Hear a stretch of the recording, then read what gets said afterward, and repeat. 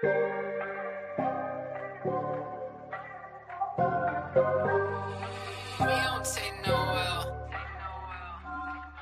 look like some trouble, I just might wanna get into. Pull up and so girl, you know I don't do it. So pull up in a drop top, baby send an addy. Hit it from the back, cause I know you got a fatty, yeah. Sipping on some rock, fucking naughty. Got me in her mouth, I'm a new favorite candy. Double G where the waist is.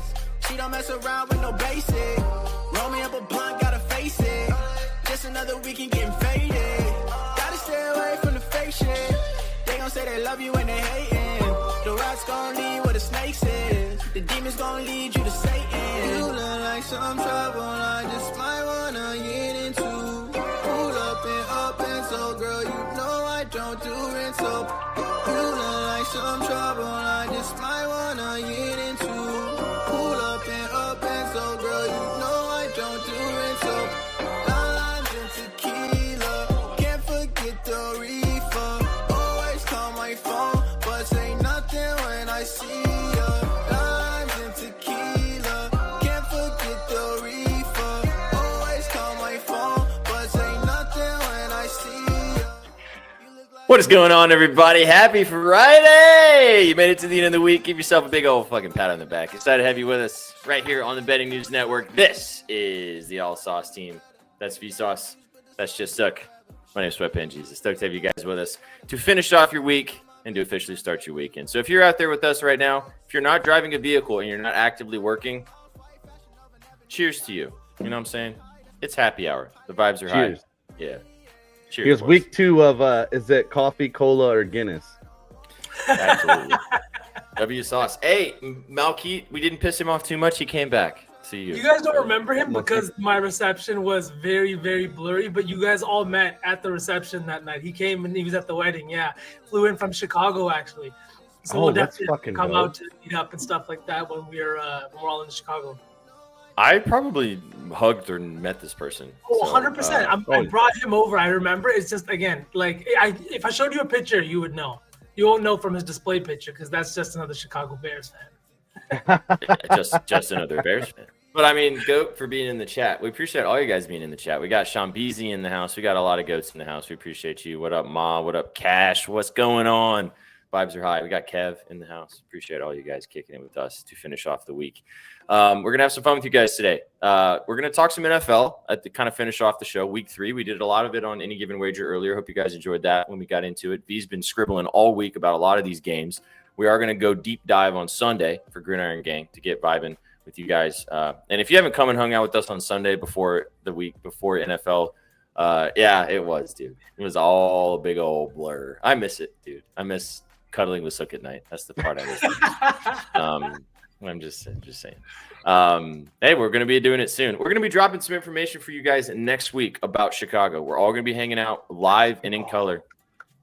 Let's go. Let's go. Oh, Biebert, my guy. Oh, he is the guy who always reads in Z's WNBA scribbles. I'm pretty sure. Oh, What up, let's Biebert? go. How's it going, big dog? How's it going? Thanks for buying something from the store. We'll be doing a giveaway later today. Sook doesn't know, but get the duckies ready, big dog, later. Well, speaking of, do you just want to dive right in? Because we got other nonsense we're going to gab about later. So we don't need to gab too much right now, I think. I love gabbing with you guys, though. I miss you. We only have one show a week now. It's just the three of us once a week. Yesterday, we had like a bunch of guests and things we had to get to. Like, true. NBA season is just 32 days away, boys. We're about, I think, what is it, like 10 days from the official start of training camp. I've been diving into the NBA lab. 13. I'll have some championship odds piece coming out later today. But a lot of movement, a lot of stuff going on. The offseason wasn't maybe as entertaining as Sham said it would be, but we still had some big-time moves and some contenders that made some big additions. We are going to sprinkle in some NBA chatter today. V's going to have some scribbles for you guys out. We're going to talk more and more because this is our NBA show. I know we've been filling a lot of the gaps, but because everybody loves the Sauce team. But this is our NBA show. When NBA is back, we're going to be vibing for the NBA season. But since we're going to jump into dub, let's just talk about this for a second. Yesterday, the Atlanta Dream fell to the Indiana Fever in pretty dramatic fashion. Which was pretty crazy. No Caitlin Clark, obviously. This team is like decimated with injuries, and they still were able to win first round. I think it's bullshit that these first round series are only 3 games. I know you guys are NBA heads and you don't follow the dub too closely, but the first round is best of 3, which to me at this point, when they expand a little further, it's got to go away. We got to get rid of that shit. The league's too fun and too good, and it sucks to have a best of 3 in the first round. But I was very surprised. I thought the Dream were going to win this game. NZ texted me and said they're frauds. I've never believed in them. But the Fever are like, their roster's like 9 players deep. They don't have anybody. And Kelsey Mitchell and Aaliyah Boston and Lexi Hall, like just dogs got over the line. It was crazy. They were like completely written off. Lexi Hall got like the double black eye, and like Aaliyah Boston is just awesome. It was crazy to see. And the funny thing was too that even Asia Wilson was surprised to hear post game that the Fever had moved on and that was their next opponent, and she was surprised by that. But she had said, calm, cool, and collected. It doesn't matter. They got to worry about themselves. Their opponent doesn't matter. That's crazy, man. I remember the way we were talking about it just yesterday on the show, and everybody was in kind of agreement that it was going to be the Atlanta Dream moving on. That Indiana, while they've had a great season, despite all the injuries, it was probably coming to an end, but I guess not. To quote somebody that kind of told me this on Gridiron Gang about BTA, I didn't know that was an acronym that was well known, but yeah, they might get the BTA from the Aces. The Aces also got the job done last night against the Storm. It was a little closer than I kind of thought it was going to be, but Asia Wilson cooked, boys. 38 points, just absolutely was on fire once again. 25 points in the second half to take the Aces to the second round against the Fever. So it's going to be fun to see how that goes down. Before I jump into this one game tonight which is going to be awesome. It's going to be a really good game tonight. If you're not watching anything else, which there's only a little bit of college football tonight. So I would suggest if you haven't tapped into the dub this season, go watch this game. It's going to be between the Liberty and the Mercury in Phoenix. It's going to be a great game. It's an elimination game. All the elimination games have been pretty awesome. So go check this one out tonight. But boys, I'm like sweating for fucking Sunday, bro. Like I have the plus 4,500 ticket for Asia to win MVP just staring me in the fucking face. Every time I wake up in the morning, it's like right here, just like hanging out right in front of me. The 21st is the announcement of MVP. Sunday. Yeah. Sunday V, going into Gridiron Gang, I'm either going to be a very happy man. I will say I hedged a little bit. I put like a cup of coffee on Nafisha Collier at like plus 330. So at least I feel like a little more okay if she ends up winning. NZ made a good point to me because we had co-defensive player of the years. Asia Wilson won and Alana Smith. They split the award. First time in WNBA history that's happened. If they both are co-MVPs, does it void? It's all about no, you would win both tickets. Shut the front door. Okay, well, I was saying the dead heat rules like they have in golf. Would that happen here? And you wouldn't get the exact payout, but you would get a significant payout. Just the odds wouldn't be the exact same. Probably, but I have both tickets, so I can sweat. I would be happy either way. I don't think that's going to happen, but I mean, can you still place the player of the year MVP bets? No, right? Probably expired. No, it's closed. I think it closed when the regular season finished.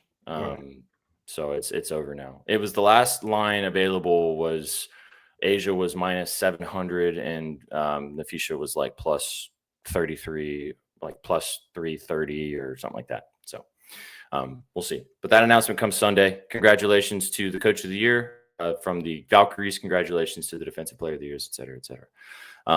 So, okay. Let's jump to this game tonight, boys. I've got 3 bets on the docket for you guys. Do you have anything else you want to say before I kind of rattle off some of these plays? I had one weird thing to say just because we're talking about deadlines for betting. If you head on over to Bet Online, they still have till November 30th the Star Wars odds up, and until September 30th the James Bond's odds up. The Star Wars odds, if you're a really nerdy guy like me, they're currently filming that movie with Ryan Gosling, so there's like set leaks and blah, blah, blah. If you peruse the internet, maybe you can find out who the villain is because you can bet on that. Maybe you can figure out if the movie starts with Ryan Gosling on this type of vehicle or that type of vehicle. But it's really dope to see Bet Online's different markets. If you're a really nerdy dude like I am, it's cool to see. And just weirdly enough, like as bettors, we're always looking for an edge. The Star Wars odds have not expired yet, but the film has started shooting. So you can get production leaks and maybe figure out what the hell is going on in that movie and maybe play some bets only on Bet Online. That's It's interesting. literally Odds still being up while production has now begun. I was surprised. As soon as I saw production photos that were officially released, I started freaking out. Went to Bet Online to check if the odds were still up. All of the odds are still live. Deadline says November 30th. So while production is up, boys, you can maybe snipe some lines. 007 style. Pew, pew, pew, pew. Pew, pew, pew. Funny message chat. This is way off topic, but if you guys have a group chat and you are all iPhone havers, if you text, just do this. Don't do it right now because keep watching us. But when you're done, text your group chat PEW space PEW. You're welcome. Also, come back to me. Come back to me later. Yep. W's. Let's go. What's up, Garrett? How we doing? Patch W1007 indeed. Go check out Scribbles about that. Go check out also. Go follow us on Instagram and on Twitter where we put. Or sorry, you're probably following us on Twitter already. Go follow us on all the socials. We got a lot more content rolling around. We got Danny's college football bets on TikTok. We also saw Chris have to be the worst scorer this week, and his video was really funny on being the last scorer. I didn't know he was going to send it, because I had to message him separately, and he finally got it around to me, and it was pretty good. So go more follow touchdowns from your defense than the guys he has on that offense. Oh my God! Nasty work, bro. Nasty work. Wasn't Chris's team picked by his daughter on the sidelines of her own soccer game? I think that's like his lore. It's part of his lore. Hey, he likes the horses. Exactly. I can't call him Horse Chris to Shags. He gets mad at me. So I can't do that. Oh man. All right, let's talk about this game tonight. The WNBA game 3, and this is an elimination game in the desert. This game's at 8:00 Central, 9 Eastern. So if you're looking for something to watch later tonight, if you're not with your boo thing, watching a Friday night movie, and if you're not watching some college football, turn on this game, chat. It's gonna be a good one. A 3-point spread between the Phoenix Mercury and the Liberty. Phoenix Mercury 3-point favorites here. I kind of like the Mercury boys. I think they get the job done, and I think they send the Liberty packing. I don't have the stones to bet it. I think this could be a close game, and I mean, the Liberty are champions, so they could very easily come in and put it on and win this game. So I totally went props here. I have 3, which is always a little scary in one particular game. But the first one, I'm going to start with something a little more chalky, and I'm not really going to sell it to you guys too much because you've heard me say her name probably 500,000 times. Taking Alyssa Thomas over 18.5 rebounds and assists, -105 is the line I got on this, and I did sprinkle on her triple-double. Now, my suggestion to you would be take her 10 and 10, because there are games in particular situations where she doesn't score 10 points. You're getting pretty much the same value you can take on her 10 rebounds and her 10 assists at +290 if you can build it out wherever you are shopping. But if you want to just take the triple-double, go for it. She probably should score 10 points. She's been a little bit underwhelming in this series, but this is an elimination game. It's at home. She's been the best player on this team all season long. She has the most triple-doubles in WNBA history this season with 8. And I think that she could maybe lock down number 9 tonight and move the Mercury on. So I'm taking the best player on the team that I think should win this game over 18.5 rebounds and assists for Alyssa Thomas. Next, her wifey off the bench. This might be my favorite play. DeWanna Bonner over 15.5 points and rebounds. -115 is the line I got on this. And quite frankly, I don't really understand why the line is 15.5. She's hit this in both games in this series with 12 and 14 points with 5 and 8 rebounds. He's also hit this in all 3 matchups against the Liberty this season. I think she's going to come off the bench. She's going to cook once again. She's an experienced player. She has championship pedigree herself, and she understands what is at stake tonight against this Liberty team for an opportunity for the Mercury to move on in the playoffs. So I think the ladies that are going to go home together probably are going to help us out and get us over the line here with DeWanna Bonner. Now, if we want to move to the other side of things, really like this play too. Jonquel Jones, over 10 rebounds, 10 plus. You can take the double-double for +150. Nice value there, too, but she hasn't really been scoring for some reason in this particular series. I don't know if it's the defensive matchup or whatever it may be, but I really like the rebounding line. She's had double-digit rebounds in both games, 12 and 13 in back-to-back games in this particular series. The Phoenix Mercury have also struggled on the glass pretty much all season long, and I think that Jonquel is hitting them where it hurts. Obviously, also, it's pretty well known that Breanna Stewart is not playing 100%, who is the other big-time rebounder for this team. Emma Misseman is also a good rebounder for the squad, but Jonquel Jones, in this series especially, has been tasked with being the grubber on the glass. 10-plus for plus money feels very comfortable. Like I said, I think it's a good ladder opportunity, too. If you want to take it up to 12-plus, you can get some really nice plus money for 12-plus. She's had that in both Game 1 and Game 2. So, Jonquel Jones, 10-plus boards. Alyssa Thomas, RA minus 105, and a little sprinkled tinkle on the triple-double. And then DeWanna Bonner over 15.5 points and rebounds. Bing. That's still so cool. Bang. We played for the same team, coming off the bench in the playoffs, in the postseason, you know? It's pretty dope. It was also dope because Inzi and I talked about it on the W before it was going to happen, because you could tell she wasn't happy at the Fever. This was the first time in her career that they had not played on the same team together, because Alyssa Thomas left the Connecticut Sun. She went to play for the Phoenix Mercury. DeWanna Bonner left the Sun and went to play for the Fever. They split. They're still together as a couple, but they're not playing together. And it didn't work out in Indiana for whatever reason. And as soon as that happened, Inzi and I were like, we got to bet Mercury to win it all, because she's going to go play with her wife, 100%. And of course, like a week later, it got the notification that she went and played for her wife, or with her wife. And I still have the Mercury ticket staring at me in my back pocket. Plus, I think it was 24-1 or something like that. So same. Yeah. Oh, we got a subby. You get the song, big dog. Appreciate you, Monkey. Thanks, homie. Ooh. Let's go. Now I feel extra bad that we don't remember meeting Malkeith, but me and SPJ were on fumes by the reception. Oh, I did. If you show me who this person is, I 100% remember. 100%. I can show you guys a picture. Both of you guys will remember that it's literally. Is it your homie? Is it your homie that lives in Chicago, but is that what you knew in medical school from the islands? No, that's a different homie. This homie I met in Chicago actually through my wife. We all look the same to you, SPJ. Yeah.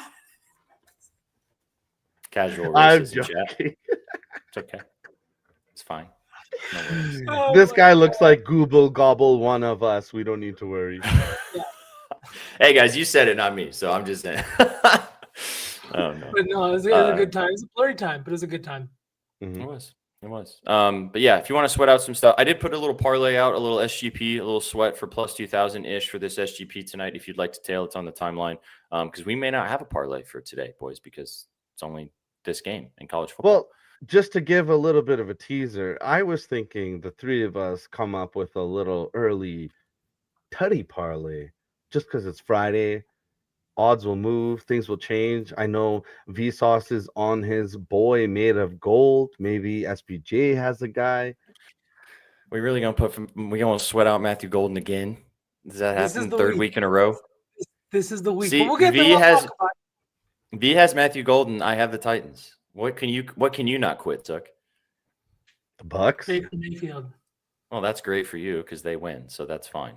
Hey, we'll talk about that. Down 6 starters. We'll talk about that later. End of the show. Yeah, that's a tough spot for the Baker Mayfield. You guys see, we'll get there. Hey, we'll talk about it later. I got so many thoughts. That's going to be an interesting game.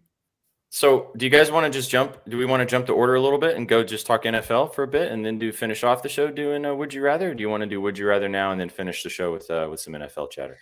Ooh, that is. Let's jump into some NBA. I want to play this game, and I'm honestly excited to talk hoops with you guys. It's Friday. Fridays are for hoops. Fridays are for hoops. Veen gets it. All right, let's get after it. Should I just take it away, SPJ? Get after it, dude.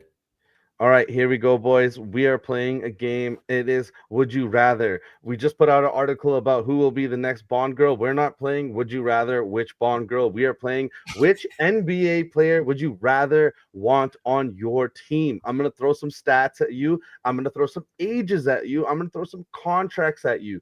Please, after loading this up, I kind of realized the silhouettes kind of give away some guys. So don't look at the silhouettes.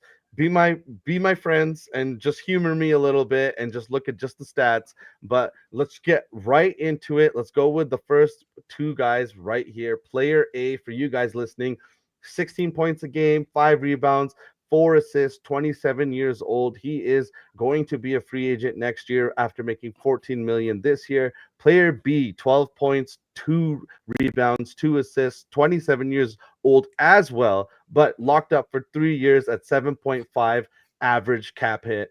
Boys, which player would you rather have on your team without knowing their names? Damn. Do you guys think you know who each player is? No. They're both they're both guards. Yeah. More bench type players. I think or the rotational contract, starters. 7.5. I think for the 1 year and the flexibility, you're getting 16.2 points per game this year. And if he gets better, if it improves, you can keep him. But I think I'm going to go with A, SPJ.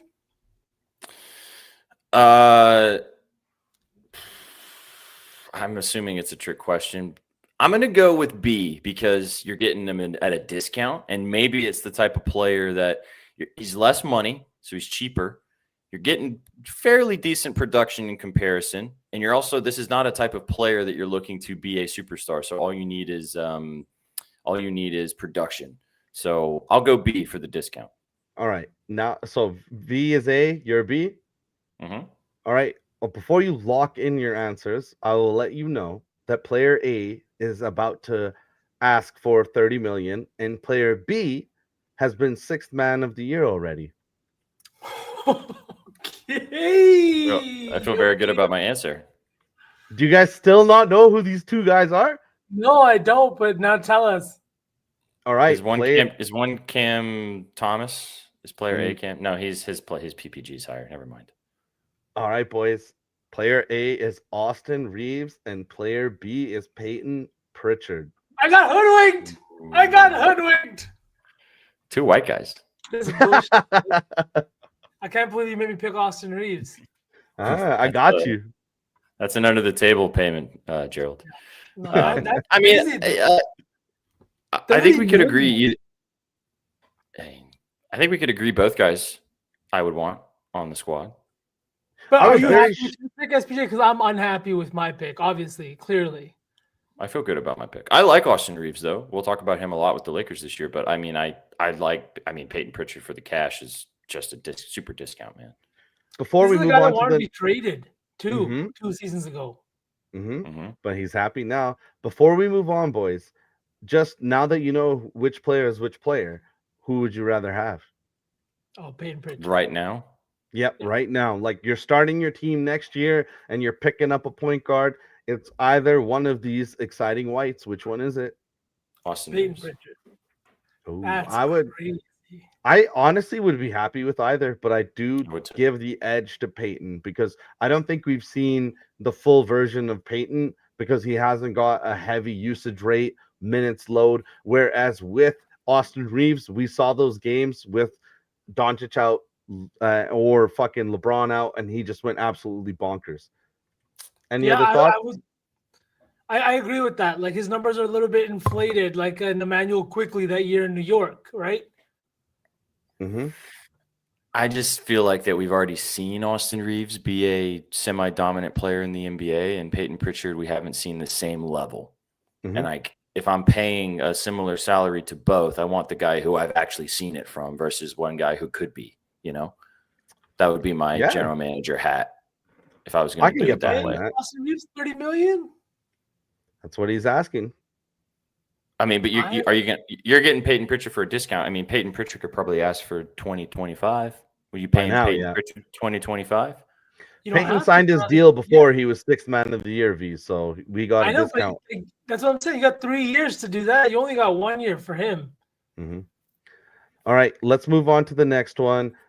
Here we go. Player A, 7.9 points per game, about 9 rebounds, less than an assist. But in his career, he has got a lot of wins, approaching 500 wins in his career, well above 500. Player B, about 6 rebounds last year, 7 rebounds and 6 points, less than an assist, just about the same amount of wins and losses. Both of these guys were key rotational pieces for their teams last year. Both of these teams made the playoffs, and both of these teams made some noise. Who are you going with here, boys? I think I know player B. V, you want to go first, and then he'll guess. Yeah, I don't. I think I'm gonna go player B just because, like, I don't know. I guess he's only averaging 5.7 points per game and like just 7 rebounds, but it looks like he's impacting winning. There's a lot Not of to fuck wins with to that record, and obviously, neither of these guys are the guys that are gonna be putting up like 30 minutes per game. But I Mhm. am gonna go with B. I think that it looks like he's having a bigger impact on winning. Give me the winner. So, who do you think B is, SPJ? I think it's Steven Adams.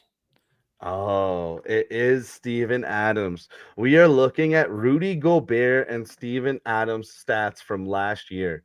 Both guys were very conducive to winning, but if you look at those raw numbers, it's kind of sad. Oh, it's I even mean, worse. that is. Look at the minutes.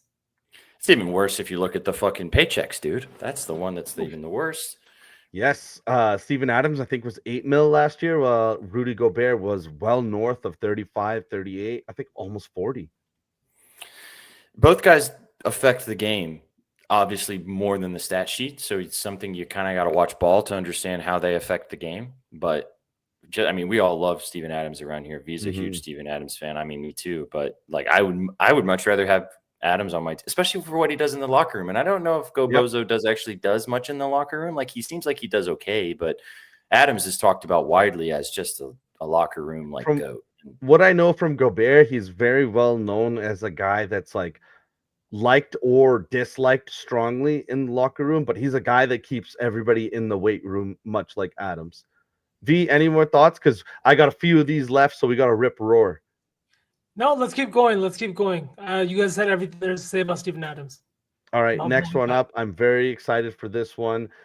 Player A, 17 points, 7 rebounds, 4 assists, 24 years old. His team was 36 and 46 last year. Player B, 16 points, 7 boards, 3.5 assists, 22 years old, but his team won 52 games. Boys, just looking at this raw, trying to think who is who, which player are you going from the gut, and who wants to go first? I'll give you my gut answer. It's player B, and it's because to me, it's harder to average closer to 16 points per game on a good team, right? On a team that is winning 50 games, than it is to average 17 points per game on a team that's not really going anywhere. That's my thinking. Outside of that, I don't really know. They're pretty similar age, but give me player B. I'm taking player A because shit's always open late night with pancakes, baby. He fucking knows. That's all I need to know. He fucking knows. Give me player A all day long and twice on Sundays because I'm gonna be betting on it. I think player B is. I think player B is Eamon. Yeah, but I'd rather have Denny.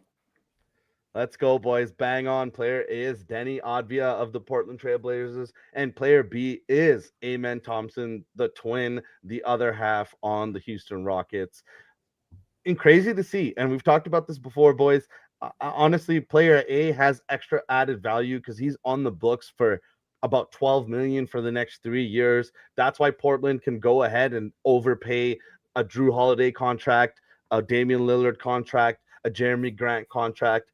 Pesky Portland is going to be messed up. Yes, Denny is 24. He is a European. He got drafted at 18 years old. He's been around, and he's still a kid. We didn't talk about him too much during the summer during Eurobasket, but he was also cooking in Eurobasket. Oh. He looked really good for Israel. Until he played Greece. Yeah, well.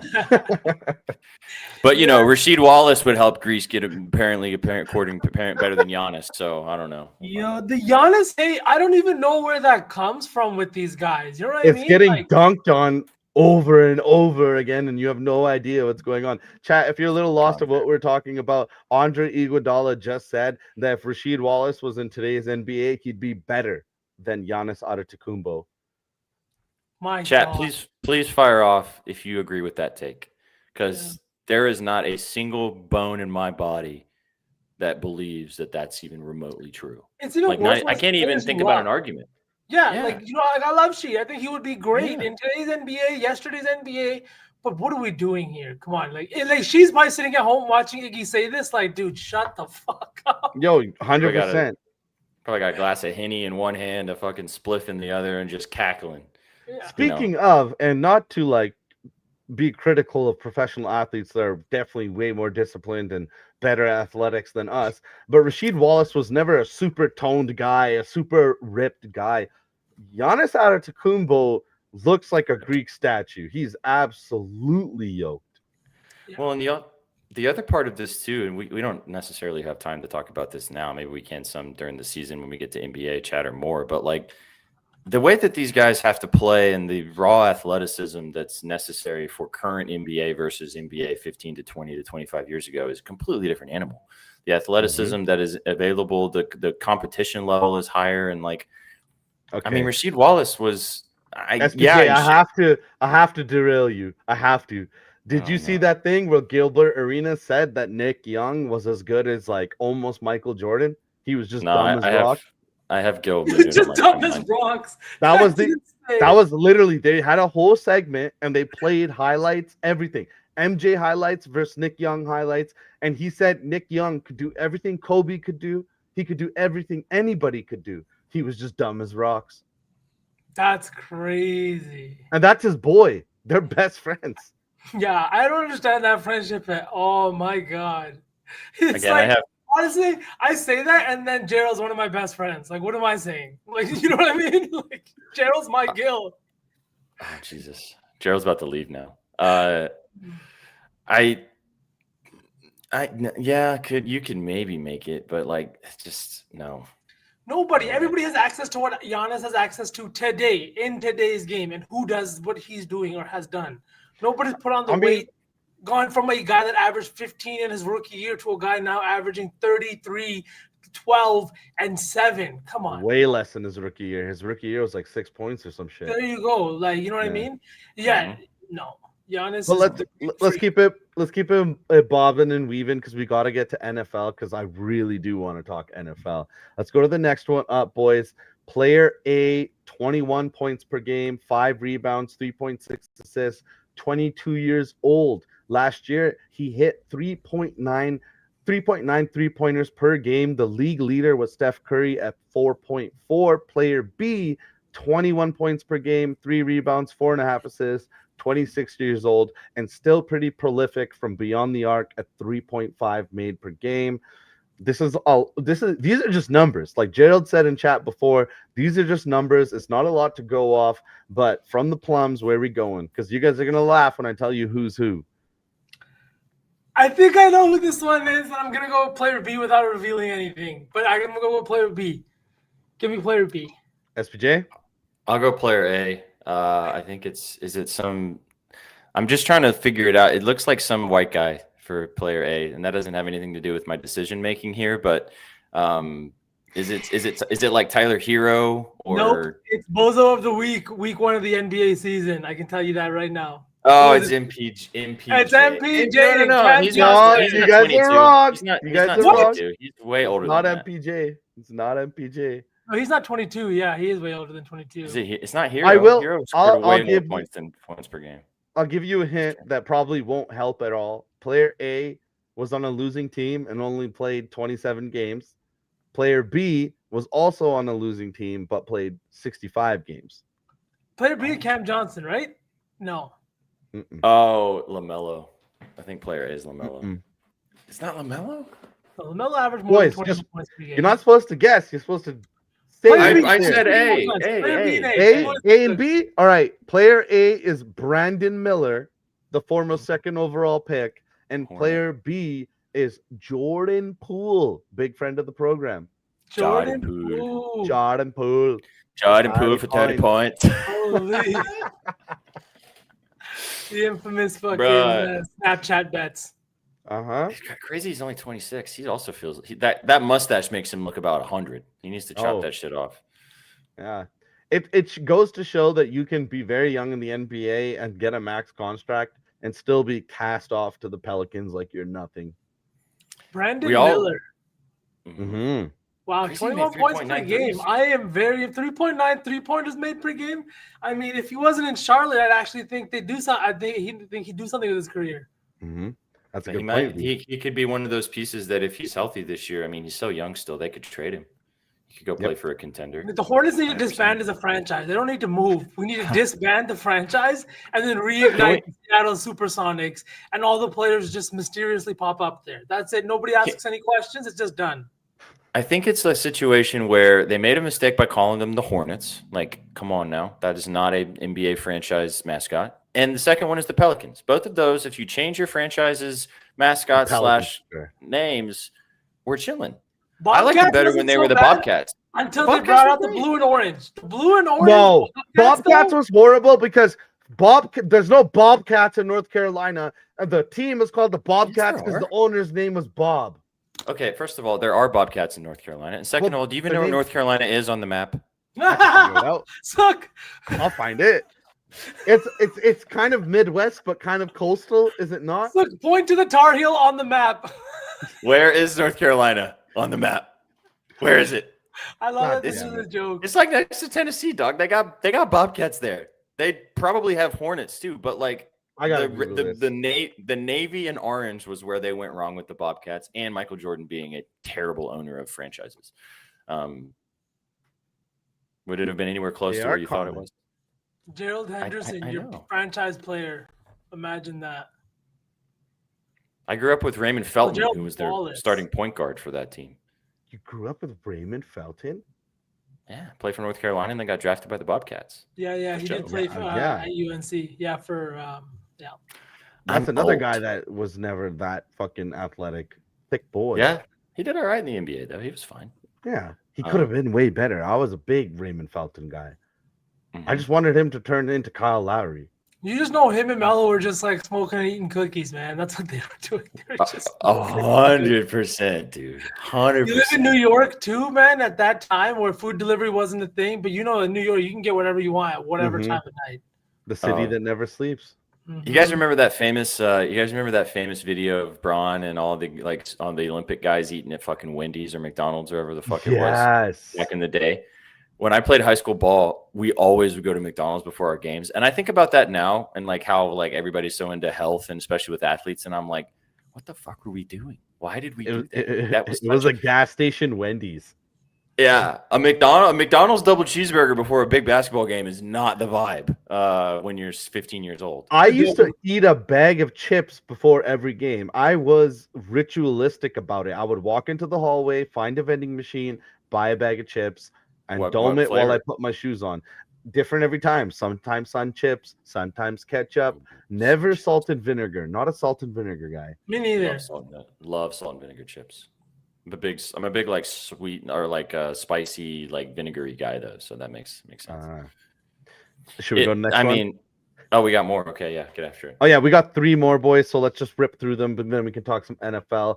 Next one up, we got player A, 19 points, 14 rebounds, 6 assists, 40% from 3, which would shock you if you knew who it was. Does well from the line. Next player up, 21 points, 12 boards, 5 assists. Does a little better, little less from 3, but absolutely plummets from the line at 62%.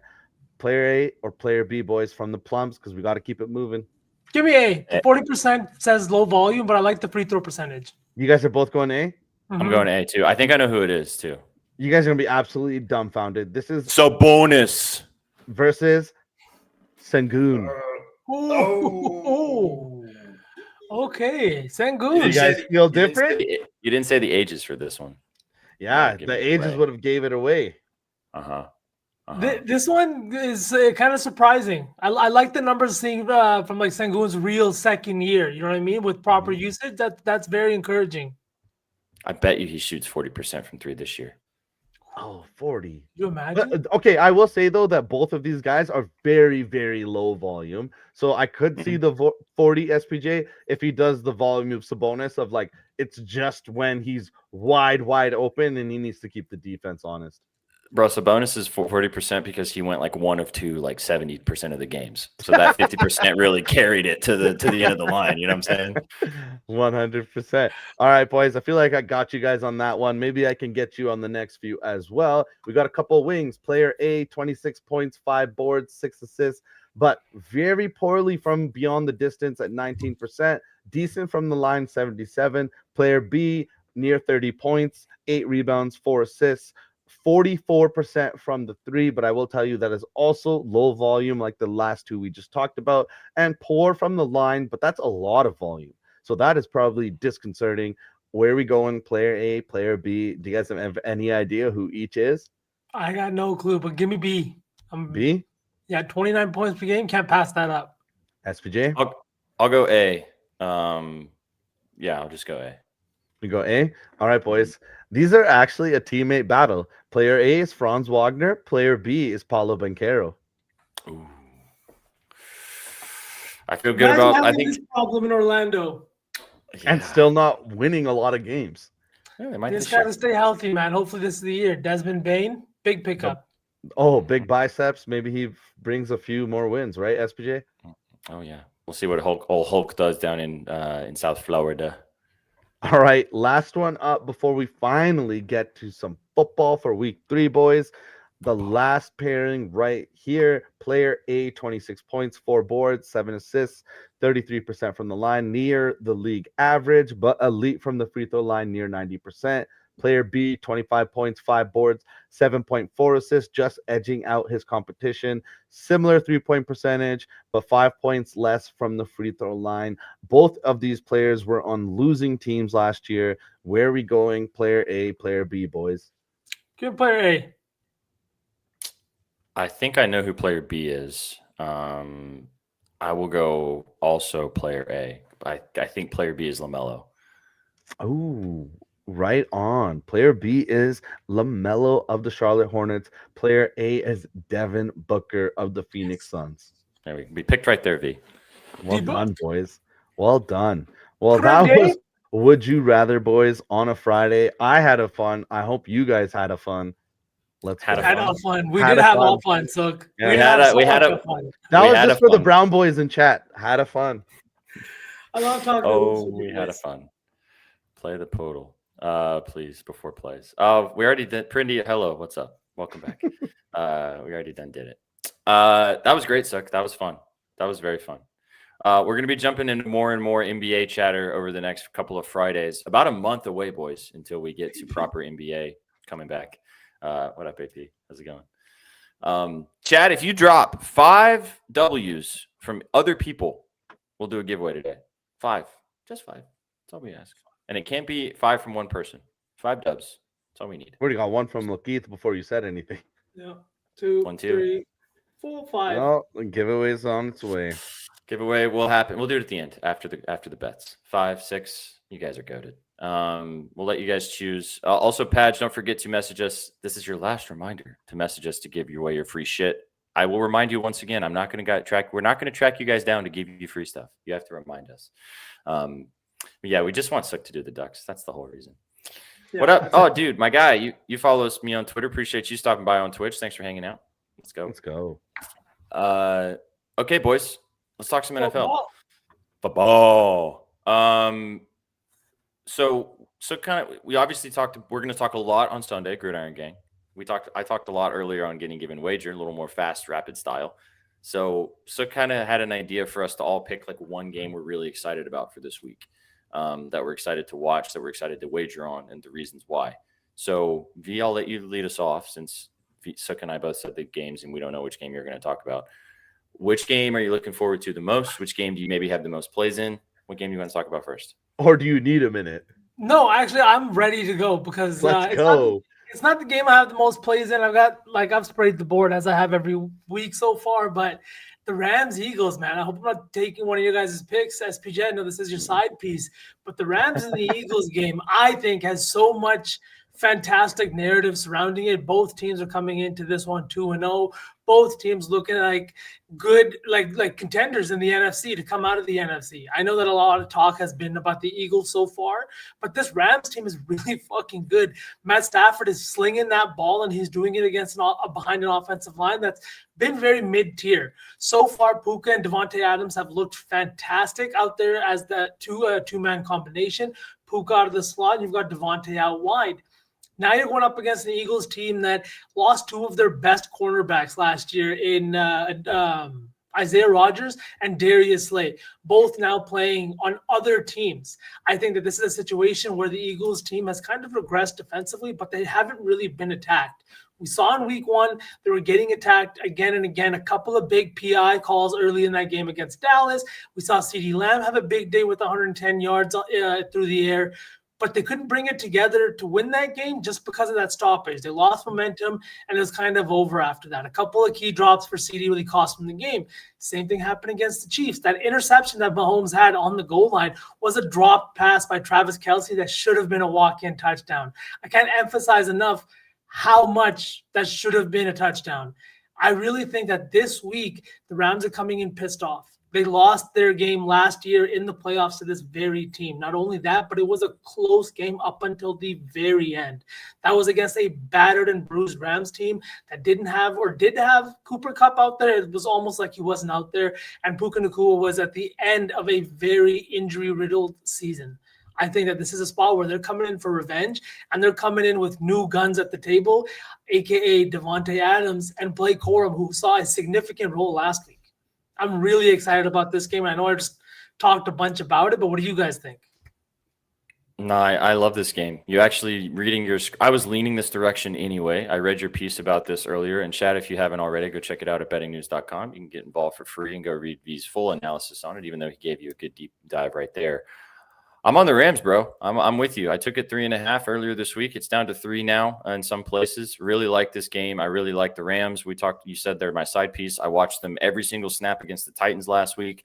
And I'm with you, dude. I don't know how good this Eagles team is. So they've been kind of fraudulent the first couple of weeks. They won the Super Bowl, so you can't say they're a bad team, right? Because they are good. But I think they've gotten lucky. And I think this Rams team could come in and punch them in the mouth, and Matthew Stafford could be slinging it all over the place. And as you said, and I think this maybe ties into what you want to talk about with Devontae Adams, but Devontae looked really good last week. I mean, and the Titans defense is not amazing, but L'Jarius Sneed was kind of all over him, and Stafford was just fucking dotting him, man. And Devontae looked like old Devontae. And Puka's obviously a really big handful. So I like the Rams too. I'm with you. I got them with the points. And I know you want to talk a little bit more about Devontae. I do. Actually, I'm on his over receiving yards at 67.5. And like I said, I know that Puka is the guy in Los Angeles, but if you're looking at the first 2 games, Devontae is the leader in target share. He is the leader in red zone target share. It's also why I'm on his touchdown at plus 180. Go read about that. I just posted that today, my touchdown piece. But I think that this is going to be a spot where Devontae shines, mainly because the best cornerback on this Eagles team now is Cooper DeJean, the second-year slot corner that's going to spend most of his time on Puka Nacua in this one. Over 75% of Puka's snaps have come in the slot, while 78% of Devontae's snaps have come on the outside. He is the target that Stafford is looking at the most. We know he loves wide receivers that can stretch the field and do it along the sidelines, and I think that's exactly what's been missing from this offense. I think he brings that in, and I think that's why he's seen 13 targets last week. Despite only connecting on 6 of them, a lot of these targets haven't been catchable. He has 21 targets on the season. Only 12 have been catchable, 11 of which he's caught. This guy doesn't really drop the ball, and I think against an Eagles team that, again, it's in the NFC. He's used to playing in an outdoor environment. I'm not too worried about that.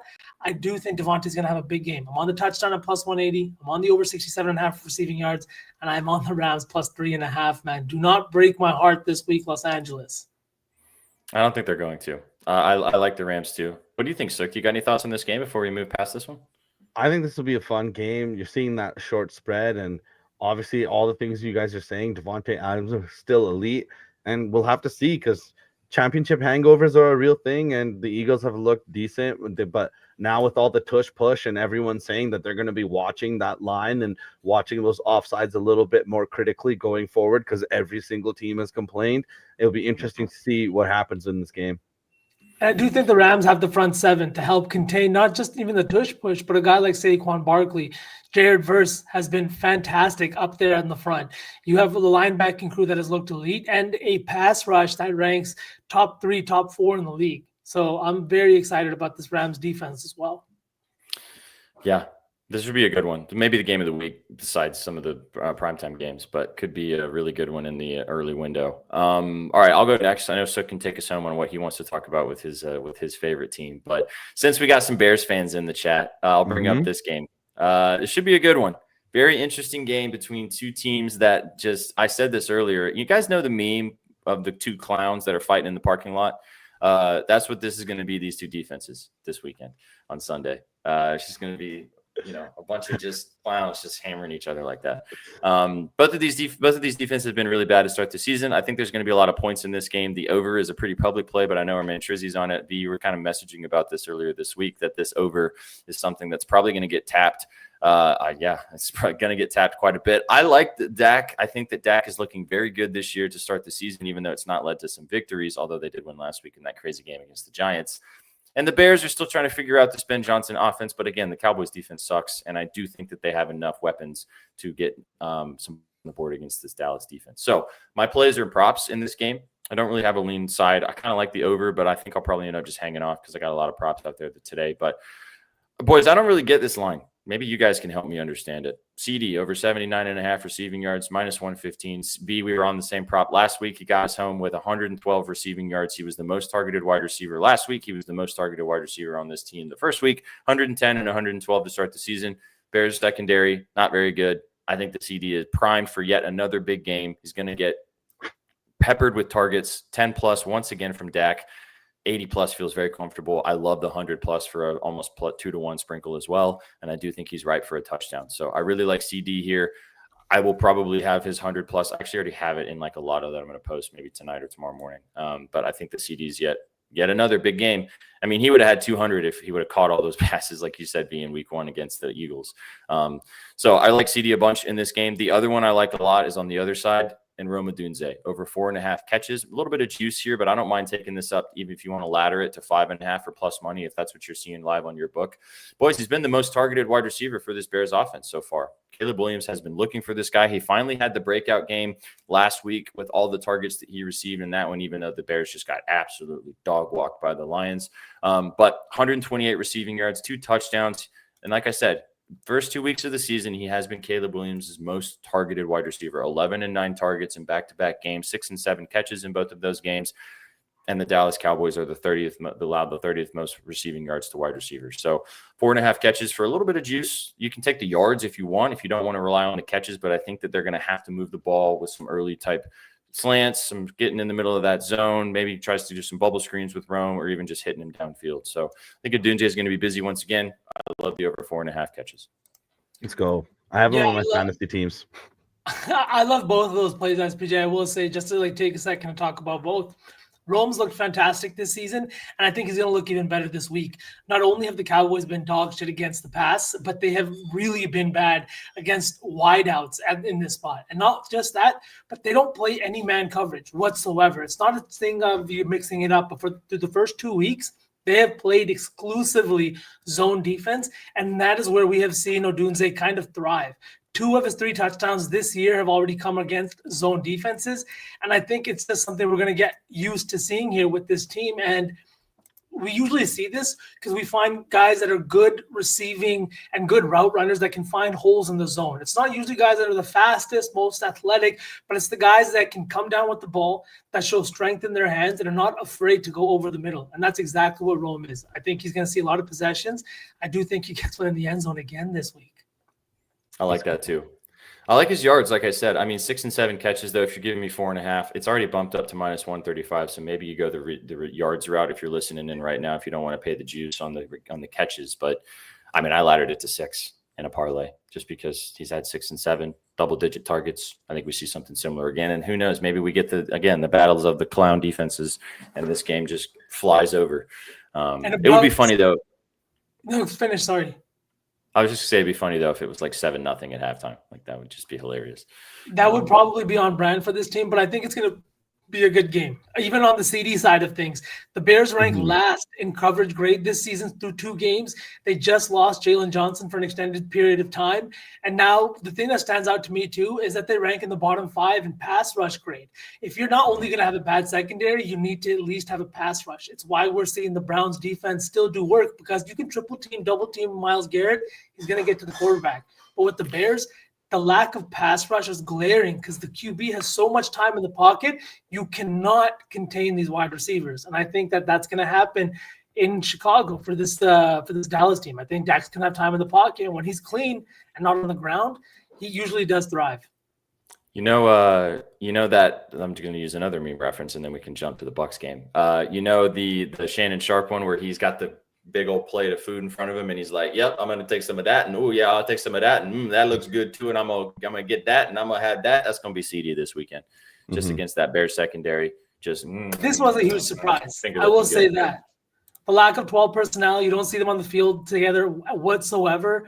Not sure why, but we'll see. The only highlight of Loveland I've seen is that nasty penalty he took.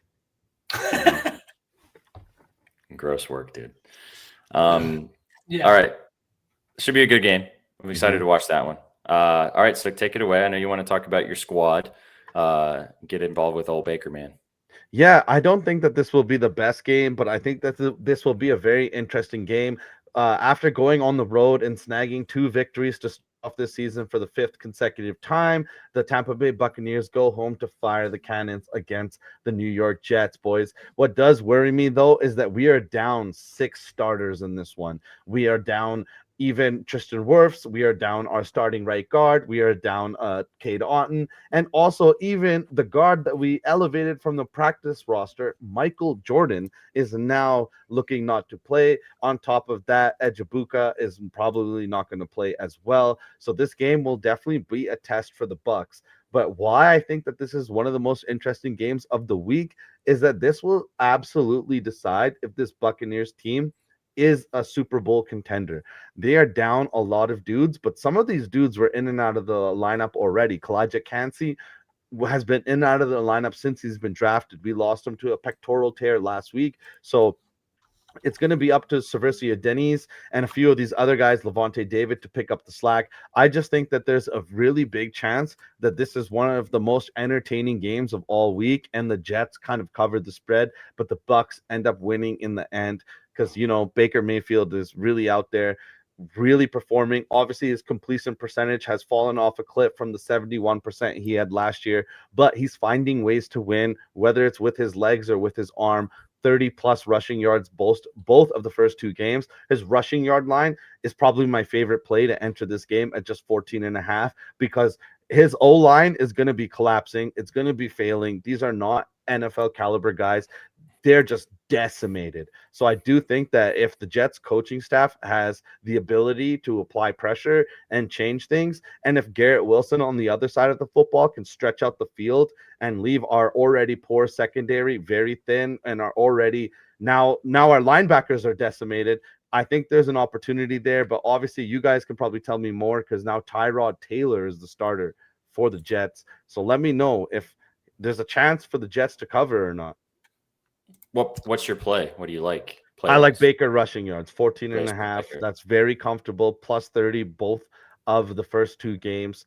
Baker's going to scramble. He has to. It's going to be up the middle, maybe for a first down. He's going to have to do it. I said this earlier. I actually booked this on the show earlier today, and the lines actually jumped all the way up to 21.5 now. I got Tyrod Taylor over 17.5 rushing yards earlier today, because of the first 2 weeks of the season, as you mentioned, the Bucks have allowed, for some reason, rushing yards out the ass to quarterbacks. 21 yards for Michael Penix in week 1, and CJ Stroud last week on Monday Night Football, his line was 11.5. He had 27. That was pretty free. Tyrod is a good passer, but when all breaks down, when all hell breaks loose, he's going to want to scramble. So I like the rushing yards for Tyrod. I had nothing else in this game, dude. This game is stinky to me. I could see your Bucks winning. They should win, but I don't know. Maybe they don't get backdoor covered here, and the Jets end up covering. I'm not saying the Bucks are the Chiefs, but like this Bucks team all year might be a team that never really covers, but always seems to win. Yeah, it's all W's is the only thing that matters, really. Yeah. What do you think? What are you seeing on this game, V, from like a splits and a money perspective? Because I know that's probably what you're gandering at right now. Actually, what I was gandering at was this Jets team. Like, you have Sauce Gardner on the outside, and he has been one of the elite cornerbacks for the last couple of years, but he's been just as good this year. He's done a good job of shutting down opposing wide receiver ones, and I think it's going to be even harder with the kind of pressure that Baker's probably going to see this week, right? Like Sook said, they have not been a great pass blocking offense. Even in the run blocking game, they haven't been great. Working guys out into space and getting them to make plays that way, running bootlegs, running play actions, That's been the way Todd Bowles has kind of got this offense going, and I think that's the exact thing they're going to have to do on Sunday. And it's why I got 2 questions for you, Sook, and it's 2 touchdown scores. Cade Otton at plus 200 feels low. You got Sterling Shepard at plus 145, Sook, at plus 145, which feels insanely slow. I think he didn't score last week, did he? Or he did? No, Sterling Shepard has actually only been on the Bucks this year and last year. He's only scored 1 touchdown for us. But on that nice little graphic, you had Matthew Golden on the very far right side of that. And Mr. Sheffrey said we should place a 4 touchdown bet in that top right quadrant. Sterling Shepard, Baker's former college teammate, who they signed just to give him familiarity. He's had a healthy dose, 3 catches, I think, the first 2 weeks. I think Sterling Shepard is the way to go. I do not think Cade Otton goes, but I do have a touchdown score for you on the Bucks end, because there is instead of Cade, because I don't think that Cade goes. He was limited in practice. Right now, it's not showing an injury designation, but I do think that he's a little hampered. I think we do go with Devin Culp. It won't show up, and in a lot of these depth charts that you look on the internet, they're showing Culp as the 3rd or 4th tight end. But as far as the inside of the Buccaneers organization, Culp is the 2nd tight end right now because Keft is also hurt. I was going to say, what about Keft from you pulling that name last year? I've been chasing that touchdown for 2 years. That's my white whale. It ain't happening. But V, I'm glad you brought up Sterling Shepard. But I do also like Delvin Culp. I like that as well, so because the reason I say it is like the Bucks are a team that are more than happy to line their tight end out in the slot. As you can see this season, Cade Otton's taking 53% of his snaps from the slot position. Sterling Shepard's taking 54% of his from the slot. And I do think that this is a team, like, because of Sauce Gardner, they're giving up 55% of fantasy points to slot wide receivers or slot receivers. I think this is going to be another spot where he's going to have to use his guys on the inside because of pressure, right? Those outside routes take time to develop. The ones on the inside, sometimes you can get it there. And we're super banged up right now. Like SPJ said, I forget what show we were talking about, which was a great shout out. McMillan is still out. So we're losing a lot of, with Godwin and McMillan out, we're losing a lot of these slot receivers. So we might have to go to the tight end position.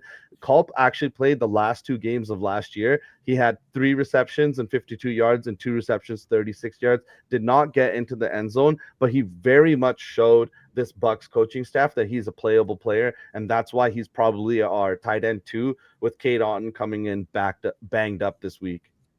Okay. Before we move past this game, we gotta tap the show, boys. It's been an hour. Chat, Don't be sad.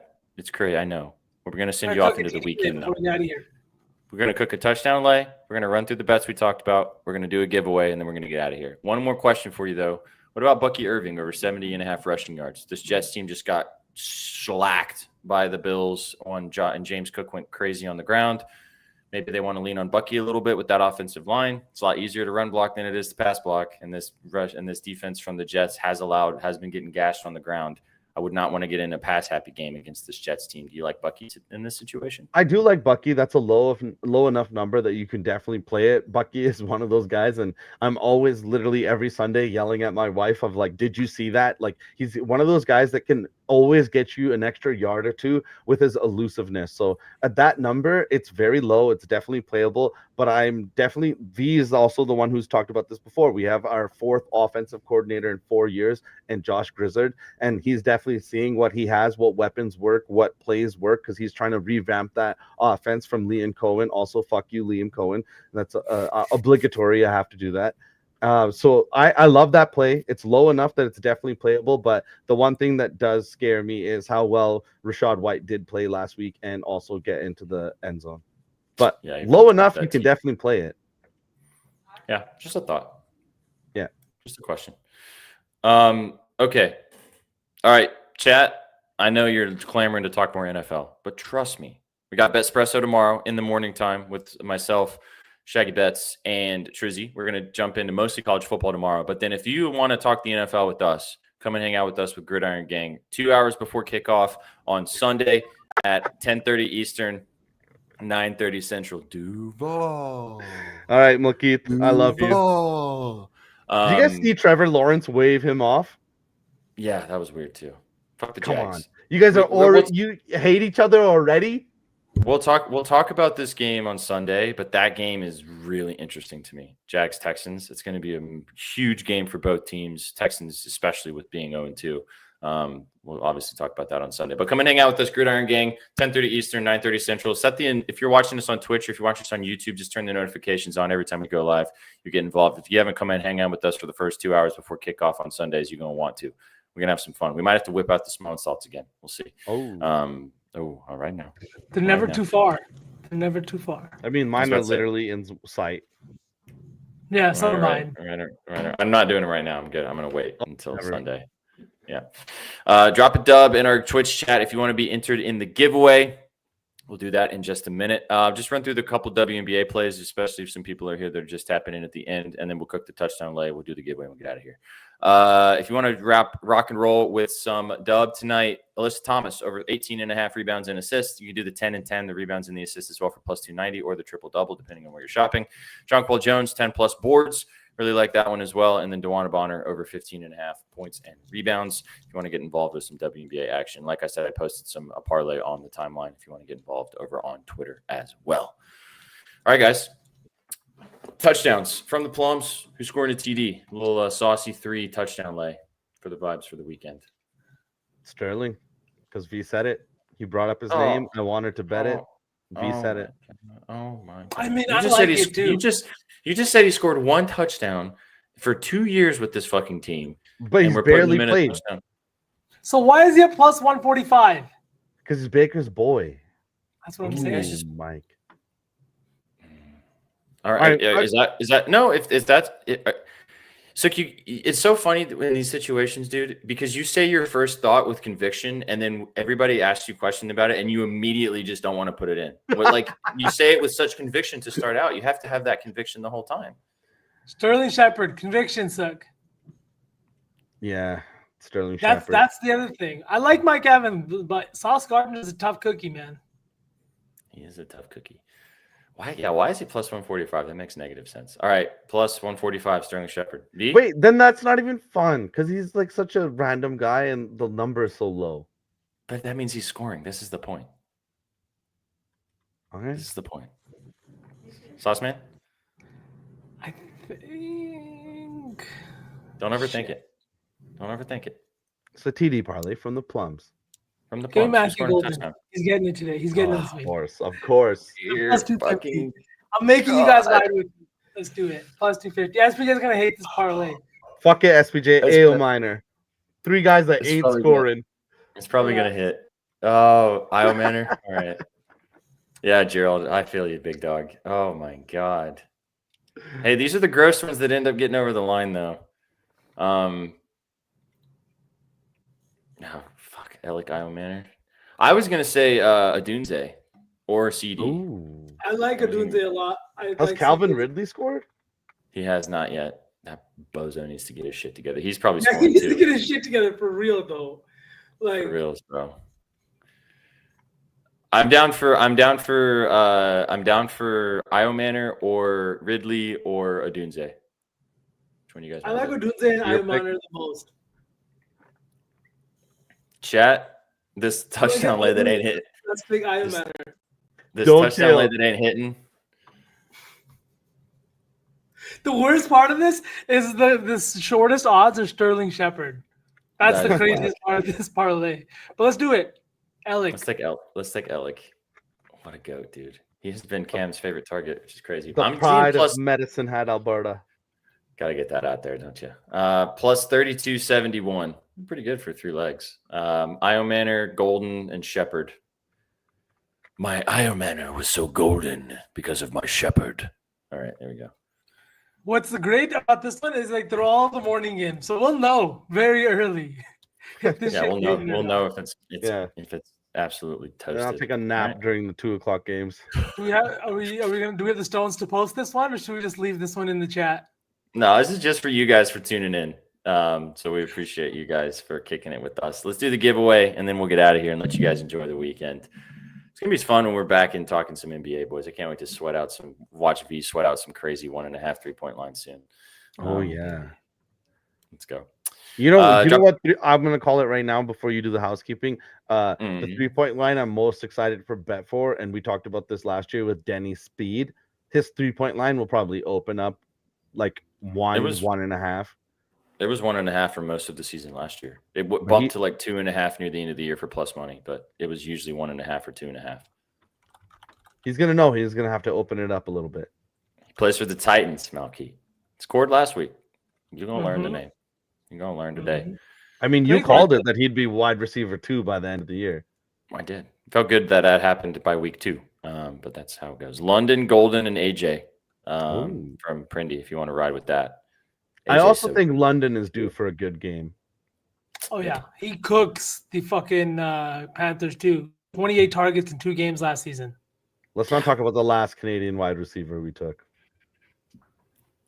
Yeah, that Canadian parlay. All right, let's do some duckies. All right, Twitch is being a little buggy, so if you don't see your duck, don't come at me. SPJ, you want to count me down? Yep. All right, 3, 2, 1. Get after it. There's a reindeer in there.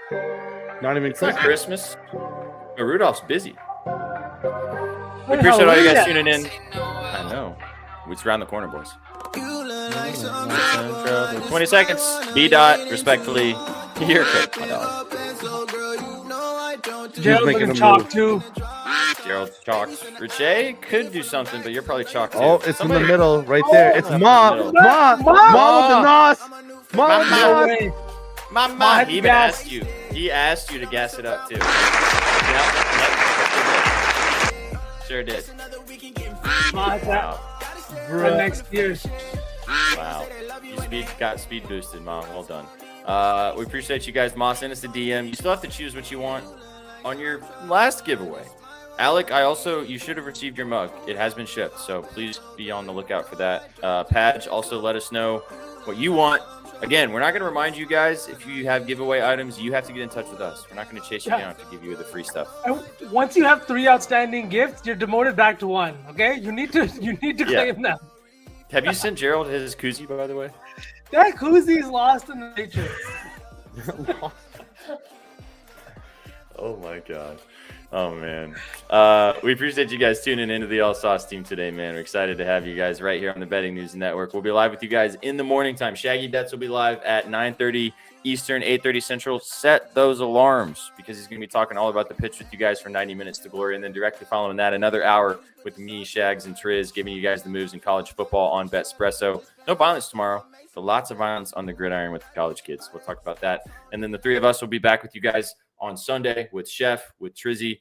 Betsky will be joining us for the back hour as well for Gridiron Gang right before NFL Week 3 gets rocking and rolling. We got a lot of content for you guys. We got a lot of new stuff. I know I've said that about the last 3 or 4 months, but we got even more new stuff that's coming very soon on the channel. We got more and more content. You guys are going to be hanging out with us for like 5 hours every single day, pretty much soon.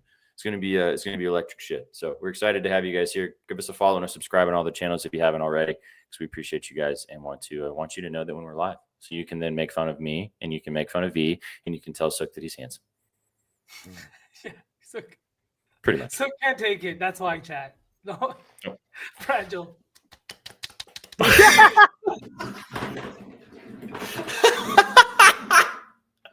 Oh my god, that was amazing.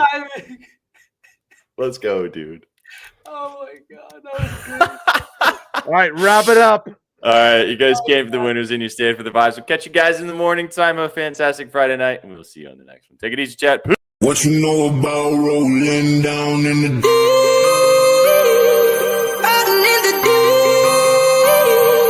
Down in the deep. Now I know y'all be loving this shit right here. Rolling. What you gonna do? Rolling. What you gonna do? Down in the rolling. What you gonna do? Right, y'all be loving this shit. What you know about